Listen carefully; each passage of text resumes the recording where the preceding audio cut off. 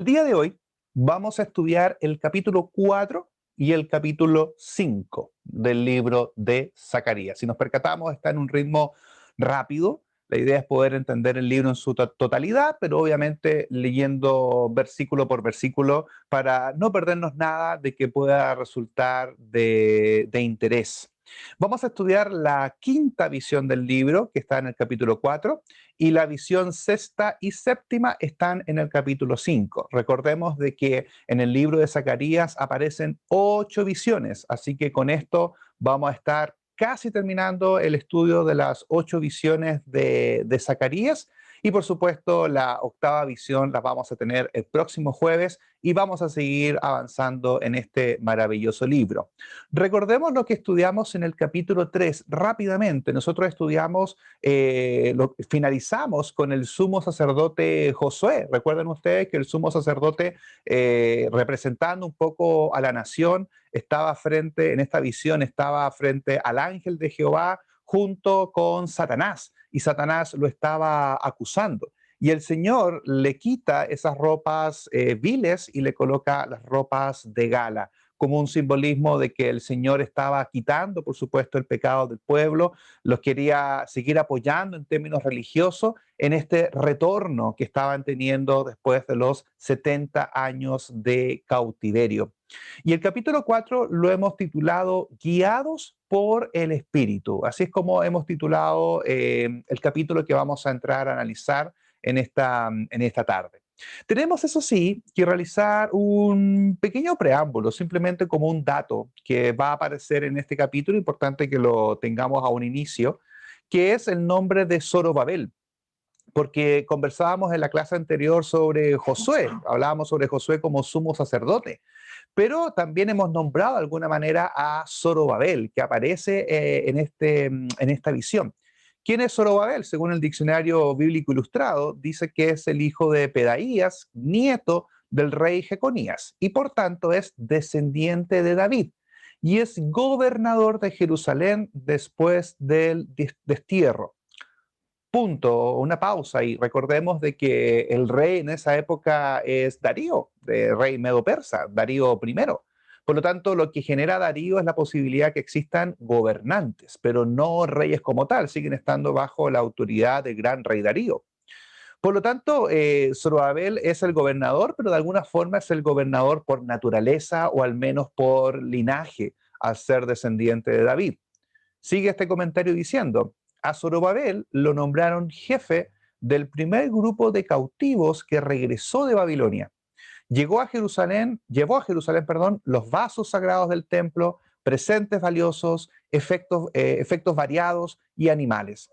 Lo acompañaban Jesúa, el sumo sacerdote, sacerdotes también, levitas, y tal vez en este mismo viaje el profeta Ageo y el profeta Zacarías, que hemos dicho en muchas oportunidades que Ageo y Zacarías son contemporáneos, perdón. Ellos se conocen y trabajan juntos en animar al pueblo para que sigan adelante en la construcción.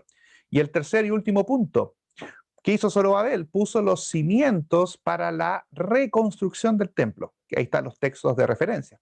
Pero surgieron problemas y después de varios años de interrupción, en el año segundo del reinado de Darío, reinició la reconstrucción debido a las enérgicas exhortaciones de Ageo y de Zacarías. Y ahí están los textos de referencia. Por lo tanto, lo que tenemos que saber para este estudio, así como Josías, que es el sumo sacerdote, Zorobabel es el gobernador de Jerusalén y que por supuesto también es descendiente de David. Teniendo este dato no menor en memoria, vamos a entrar a la quinta visión. La quinta visión se le conoce como la visión de el candelabro y dos olivos, que ahí he tratado de buscar algunas imágenes de referencia que nos permita ir imaginando por dónde va la visión, porque esto es lo que se le va a mostrar a Zacarías. En general, queridos hermanos, esta visión es un tanto difícil de entender, básicamente porque el texto no nos dice cuál es el significado de la visión. Por ende, tenemos que suponer algunas cosas, pero una buena lectura de esta visión creo que podemos entender el mensaje central o al menos sacar alguna análisis del texto de una forma bastante cercana a lo que quería decir en su inicio. Dice la lectura, versículo 1, volvió el ángel que hablaba conmigo y me despertó como un hombre que es despertado de su sueño. Y me dijo, ¿qué ves? Y respondí, he mirado y he aquí un candelabro todo de oro con un depósito encima y sus 7 lámparas encima del candelabro y 7 tubos para las lámparas que están encima de él. Y junto a él 2 olivos, el uno a la derecha del depósito y el otro a su izquierda. Proseguí y hablé diciendo a aquel ángel que hablaba conmigo, ¿qué es esto, Señor mío?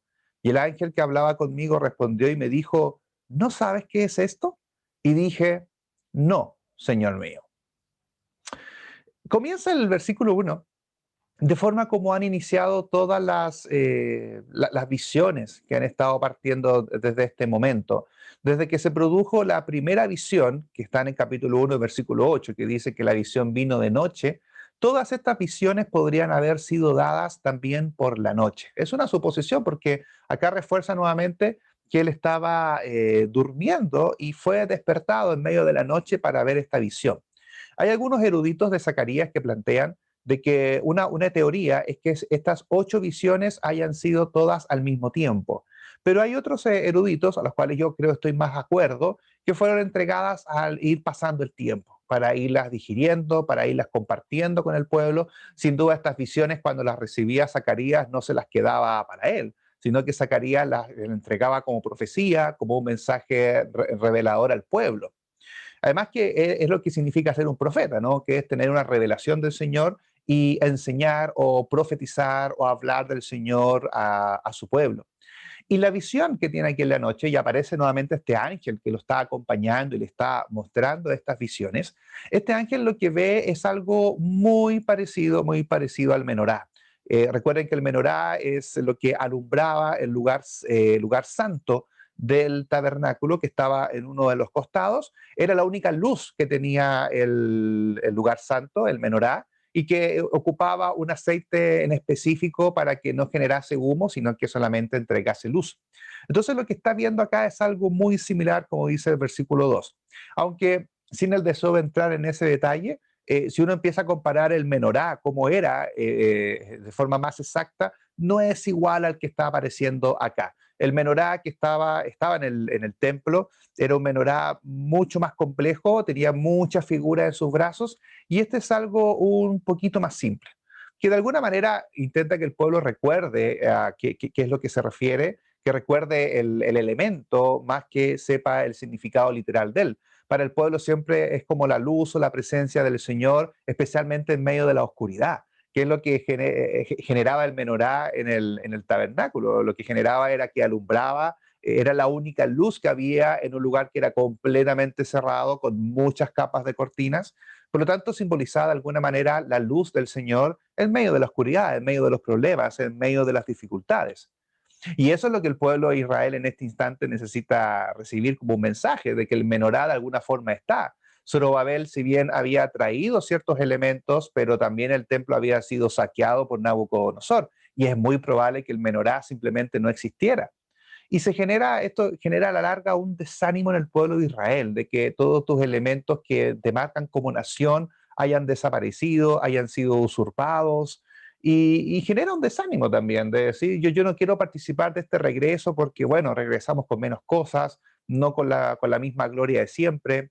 Pero el Señor aquí les muestra que el Señor está presente, y lo que ve Zacarías es algo muy similar al menorá, con estas 7 lámparas que están aquí encendidas. Tenían un tubo de aceite para poder darles la posibilidad de alumbrar. Y también es un menorá un poco más sencillo, ¿no? Eso también es muy bonito, que el Señor está necesitando cosas más simples para estar presente, que no se queden pegados al pueblo en esos detalles de que sea exactamente igual, sino que el Señor estaba ahí presente, más allá de los utensilios, más allá de las cosas físicas. Es como cuando a veces nos ensimismamos en mejorar nuestros locales de iglesia, lo cual me parece muy, muy bonito, pero en realidad es un accesorio. Lo importante es el espíritu que está entre los hermanos, eso está por sobre todas las cosas. Y bueno, también habían ciertos olivos. Algunos comentan sobre el significado de esta visión, como dice ahí el comentario en negro, que el significado de este candelabro no fue explicado lamentablemente en esta visión. Pero entendiendo un poquito el contexto, podemos darnos cuenta de que el objetivo del Señor era decirle, bueno, yo estoy aquí presente. Llama la atención que el ángel le pregunta a Zacarías, ¿sabe lo que es? Y él dice, la verdad es que no lo sé. Y el ángel le pregunta, ¿y cómo no sabes esto? Bueno, es que no lo sé, dice Zacarías dos veces. Y aquí entramos en un pequeño paréntesis a la visión. Tenemos que dejarla un poco guardada, aunque puede ser muy linkeado a lo que Zorobabel venía haciendo, a lo que Zorobabel intentaba hacer, de volver y traer los implementos que tuviesen a la mano y tratar de reinstaurar el servicio y el mundo religioso judío. Y es un mensaje directamente para él, dice el versículo 6. Entonces respondió y me habló diciendo, el ángel a Zacarías, ¿no? Esta es palabra de Jehová a quién? A Zorobabel, que dice, no con ejército ni con fuerza, sino con mi espíritu, ha dicho Jehová de los ejércitos. ¿Quién eres tú, oh gran monte? Delante de Zorobabel serás reducido a llanura. Él sacará la primera piedra con aclamaciones de gracia, gracia a ella. Vino palabra de Jehová a mí, diciendo, las manos de Zorobabel echarán el cimiento de esta casa, y sus manos la acabarán. Y conocerás que Jehová de los ejércitos me envió a vosotros. Porque los que menospreciaron el día de las pequeñeces se alegrarán, y verán la plomada en la mano de Zorobabel. Estos 7 son los ojos de Jehová que recorren toda la tierra. Paréntesis, ¿no? ¿Se acuerdan que estudiamos los 7 ojos? Estaba en la clase anterior. Si no lo recuerda, está en el canal de YouTube, así que no lo vamos a estudiar acá. Pero sí tomar el mensaje que le da a Zorobabel. Y creo que va muy, aunque pareciera extraño, puede ir muy unido a la visión que estábamos revisando respecto al candelabro. En el sentido que la intención que tenía de Zorobabel de restituir el templo, de restituir los servicios, pero el versículo 6 es un texto clave, creo, muy lindo de este capítulo. Como dice por ahí un himno, no es con espada ni con ejército, más con tu Santo Espíritu. ¿Se acuerdan de ese cántico, no? Viene de este versículo, del versículo 6. Por eso yo lo marco acá. Yo cuando leí esto lo leí cantando, porque es el himno que cantamos muchos cristianos hoy en día. Porque el mensaje que le quería dar Jehová a Zorobabel es que quizás él se estaba sobreexigiendo, ¿no? Estaba muy estresado. Algunos comentaristas dicen de que quizás Zorobabel estaba recibiendo poco apoyo. Entonces Zorobabel necesita ánimo, necesita apoyo. Y ese apoyo es el siguiente, no con ejército, no con fuerza, sino con mi espíritu, ha dicho Jehová de los ejércitos. Parte de lo que es la deidad presente en este mismo versículo. Tenemos por un lado a Jehová, Dios Padre, y tenemos a Dios Espíritu, por así decirlo. Tenemos al Espíritu de Dios, que es lo mismo que el Espíritu Santo, que tenemos en el Nuevo Testamento.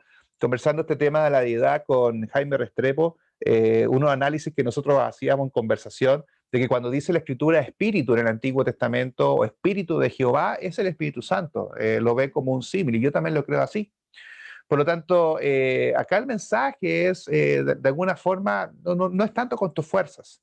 Aunque estés emprendiendo una labor difícil, es con el Espíritu del Señor. Él es el que realmente te va a ayudar. Desde una perspectiva humana, la tarea parecía insuperable. Los trabajadores eran pocos en comparación con la gran fuerza laboral aprovechada por Salomón cuando se construyó el primer templo. Cuando Salomón construyó su templo, hasta esclavos tuvieron que utilizar, ni siquiera los mismos judíos daban abasto y fue un templo grandioso. Y claro, los judíos tenían eso en mente y de repente estaban viendo que se estaba construyendo como una capilla, ¿verdad? Era como una cosa pequeña. Y eso generaba, ¿verdad?, de que no tuviese tanto apoyo Zorobabel. Por lo tanto, lo que está haciendo el Señor aquí es validar y darle un mensaje directo. Dice acá, palabra de Jehová, Zorobabel. Toda esta difícil empresa que tienes que hacer no es con tu ejército, no es con tu fuerza, sino que tranquilo, es con mi espíritu. El espíritu de Dios está en esta obra. Es así de importante. La obra era tan importante para el Señor que no solamente le daba buenos deseos a la obra, sino que el Señor enviaba su propio espíritu para poder levantarlo y poder seguir adelante. Dice el versículo 7, ¿quién eres tú, oh gran monte? Que probablemente se refiere a un monte de escombros que habría sido eliminado cuando se reconstruyó el templo, ¿verdad? Porque estaba todo destruido. Entonces, el mensaje es que delante de Zorobabel será reducido a llanura, es decir, iban a sacar todas las piedras que estaban en este templo caído y que iba a ser llanura y que de alguna forma iban a empezar de nuevo, ¿no? Iban a empezar de nuevo a construir. Otra versión del versículo dice, y él sacará, Zorobabel, ¿no? Sacará la piedra principal entre gritos de alabanza a su belleza. Iban a llegar a allanar todo, iban a encontrar el punto de inicio y dice que Zorobabel iba a tener el privilegio de poder con mucha alegría empezar nuevamente a edificar. Y eso es lo que dice en el versículo 9, es una profecía. Otro mensaje a Zorobabel le dice, las manos de Zorobabel echarán el cimiento, sus manos la acabarán y conocerás, por lo tanto, que Jehová de los ejércitos me envió a vosotros. Por lo tanto, el hecho de que el templo iba a ser reconstruido era una señal de que estaba siendo apoyado directamente por Jehová. Hubo gente que, como dice el verso 10, que no, como decimos en chileno, no estaba ni ahí, decimos en Chile, hay que decir, no está ni interesado, porque dice el verso 10, porque los que menospreciaron, ¿verdad? El día de las pequeñeces, ahora se iban a alegrar. ¿Y a quién iban a ver? ¿A quién? A Zorobabel. ¿Con qué? Con una plomada, construyendo. El Señor todo lo sabe, por eso están ahí esos 7 ojos. Las pequeñeces, como los comienzos, se refiere como los comienzos humildes de la reconstrucción del templo, estos pequeños comienzos no debían ignorarse. Es como un mensaje que los pequeños trabajos, aunque se vean muy menores, no hay que menospreciarlos, porque van apuntando hacia un gran mayor, hacia una meta mucho más grande. Es como decirle que nadie menosprecie, Zorobabel, tus pequeños trabajos, ¿no? Esto que estás haciendo hoy día, que nadie te lo menosprecie. Me recuerda mucho al consejo de Pablo que le da a Timoteo, ¿no? Que le dice que nadie tome en menos tu juventud, tu corta edad, que nadie menosprecie lo que estás haciendo, porque todo eso va con un gran fin. Y en este fin para Zorobabel era la construcción del templo. Y retoma la visión nuevamente, ¿ah? Después de este paréntesis la retoma. Y dice, hablé más y le dije, Zacarías está hablando, ¿qué significan estos dos olivos a la derecha del candelabro y a su izquierda? Que es el significado de los olivos que estaban ahí. Hablé aún de nuevo y le dije, ¿qué significan las dos ramas de olivo que por medio de dos tubos de oro vierten de sí aceite como oro? Y me respondió diciendo, ¿no sabes qué es esto? Y dije, Señor mío, no. Y él dijo, estos son los dos ungidos que están delante del Señor de toda la tierra. Llama la atención que el verso 11 y 12 es la misma pregunta, hecha con mayor énfasis. Es como si Zacarías hubiese preguntado, pero no le estaban respondiendo, y Zacarías vuelve de nuevo a preguntar para que le respondan. No es primera vez que ciertas visiones quedan ocultas a nosotros. Y Zacarías está preguntando específicamente por este aceite. El aceite, esto es una suposición, el aceite para el candelabro podría simbolizar el Espíritu de Dios, que viene de los versículos anteriores, cuando dice que esto es con mi espíritu. El único que podría suministrar el poder para completar el trabajo de la reconstrucción del templo. Podría tener sentido esta interpretación, ¿no? Porque el aceite nadie lo proveía, pero aún así alumbraba y no se acababa. Por lo tanto, era el simbolismo de que el Espíritu de Dios era el que iba a estar alumbrando o apoyando al pueblo en estos momentos de oscuridad. Y cuando pregunta por el simbolismo de estos dos olivos que estaban al costado, dice el verso 14 que estos son los dos ungidos que están delante del Señor de toda la tierra.